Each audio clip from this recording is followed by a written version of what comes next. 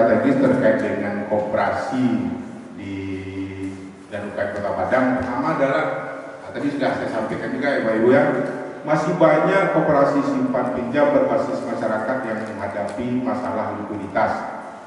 Ini berarti kalau pinjam balik bayar. Nah itu kita umum ya. Jadi dari data tahun 2024 jumlah koperasi kita 775, yang RAT 220 Mei 2024. Udah 220 Bu Cen? Alhamdulillah. Koperasi aktif 423, berarti udah di atas 50% ini Bu Cen. Dan koperasi tidak aktif 352 ya, atau 24,37%. Permasalahan yang kedua adalah masih belum berkembangnya usaha sektor real koperasi. Jadi dia ada dua, bisa jadi koperasinya yang berbentuk koperasi sektor real atau salah satu bidang usaha dan koperasi itu ada sektor real yang kan itu UCM ya. Jadi dari tahun 2024 tercatat 115 koperasi memiliki unit usaha sektor real dengan unit usaha konsumen pemasaran dan jasa. Pada tahun 2022 yang aktif hanya 65 unit usaha, khusus unit usaha produksi belum ada. Nah, ini yang masih terbuka lebar peluang bagi Bapak Ibu insan koperasi ini untuk bagaimana membentuk suatu koperasi yang berbasis produksi. Karena belum ada nih, belum ada gitu ya. Lalu yang ketiga, belum maksimalnya sinergitas para pemangku kepentingan dalam penguatan usaha mikro. Nah ini yang tadi dibahas, sinergi antara koperasi dan UKM. Nah ini perlu. Terbatasnya data terkait dengan pengembangan usaha mikro dan belum adanya satu data dalam pengembangan usaha mikro.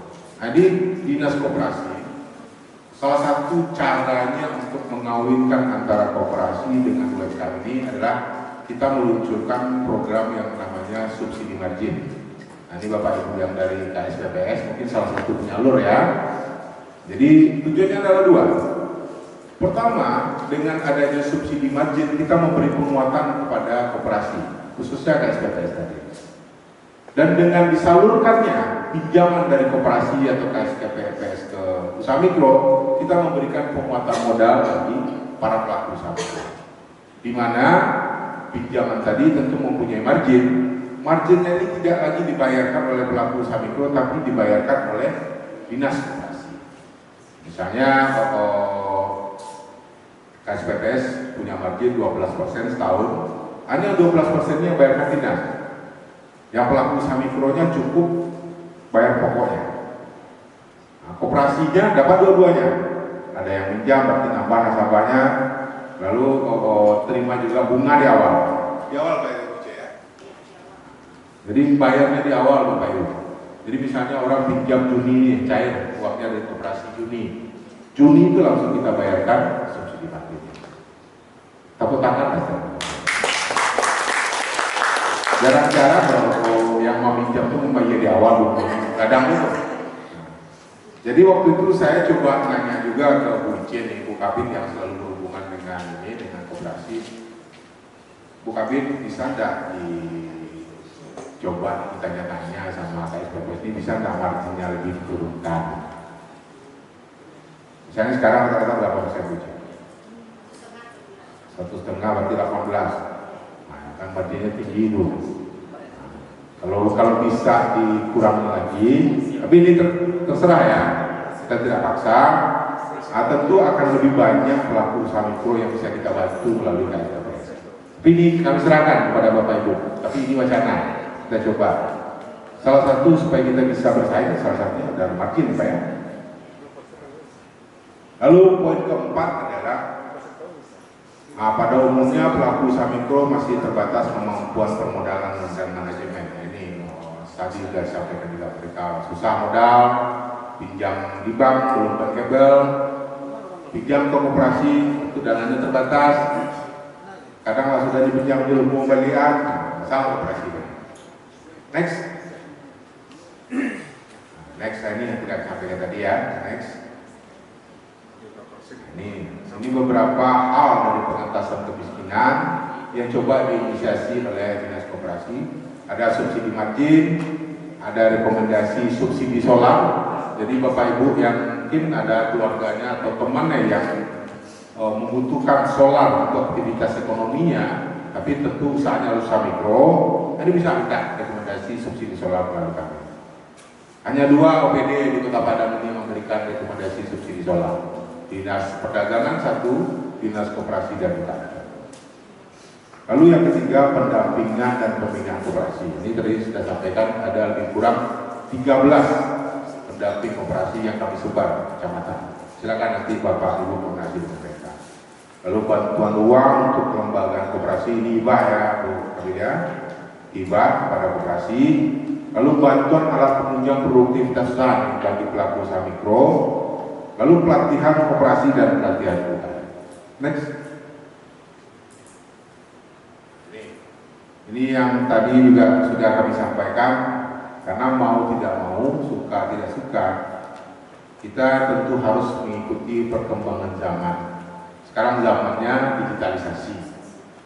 Jadi kalau masih ada awak di koperasi mencatat di buku gadang Pak, itu ketinggalan zaman. Bukan kita merendahkan, tapi banyak fasilitas dari digital ini yang lebih mempermudahkan kita. Kalau awak mencatat di buku gadang, berarti yang terkait dengan bendahara koperasi atau siapa tuh? Yang mega. Itu kamu apain kalau perlu tuh buku nama.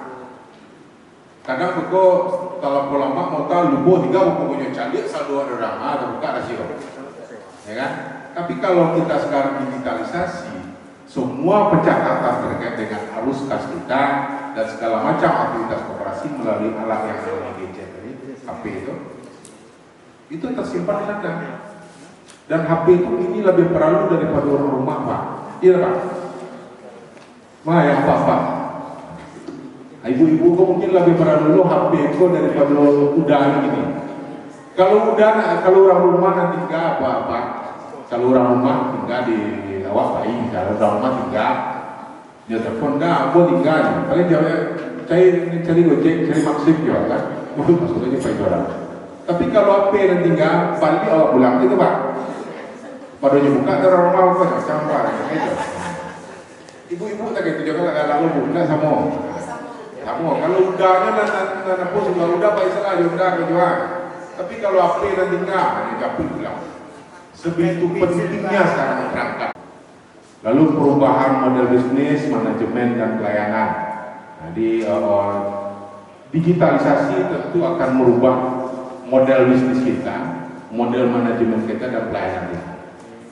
Kalau dulu misalnya orang meminjam, contoh sederhana, kalau di koperasi orang meminjam harus datang ke kantor tanda tangan basah, pengurus koperasi atau ketua dan segala macam, baru cair piti. Kok dia pian dulu kabang, dia punya tunai di kayaknya.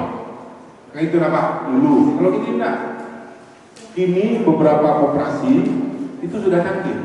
Pengajuan pinjaman koperasi cukup melalui pengajuan melalui aplikasi.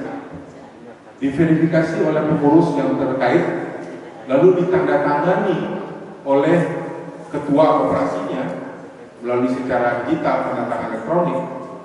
Ini nyambung dengan bank langsung setelah ditandatangani sejumlah uang langsung cair ke rekening si peminjam. Tidak berubah cara kerajaan itu Bu, digitalisasi tadi. Itu, jadi model bisnis, manajemen dan pelayanan itu akan berubah. Pembayaran cicilan seperti itu ya. Kalau dulu misalnya, mungkin ini masih ada Bu sebagiannya. Datang membayar cicilan tiap bulan, datang awak ke koperasi, bagian sejumlah uang, dia pikirin kamu, bayar tunai ke koperasi. Karena belum ada transaksi yang otomatis, belum ada NCM. Sekarang enggak. Sekarang beberapa koperasi yang sudah mapan, mereka bisa melakukan pembayaran seperti bank. Bisa transfer uang dari nasabahnya ke koperasinya by digital, elektronik. Lalu tentu apabila digitalisasi ini ingin kita optimalkan terhadap aktivitas kita sehari-hari, khususnya berkoperasi, tentu kita harus menyiapkan sumber daya manusia yang cukup. Bukan berarti kita harus nambah orang Pak. harus cari lo hire lo tenaga IT, enggak. Cukup kita punya keyakinan, kita tingkatkan kemampuan diri kita sendiri, kita cari materi-materi yang ada bertebaran di internet, kita pelajari. Kalau nggak bisa sekali paham doang, ulang kali. Banyak. Nah, itu cara kita untuk menyiapkan sumber daya manusia. Jadi artinya menyiapkan sumber daya bukan dengan menambah tenaga, bukan dengan menambah orang. Yang paling ideal, yang paling bagus adalah bagaimana meningkatkan kapabilitas dari masing-masing pribadi kita sehingga siap untuk menerima tantangan dari digitalisasi.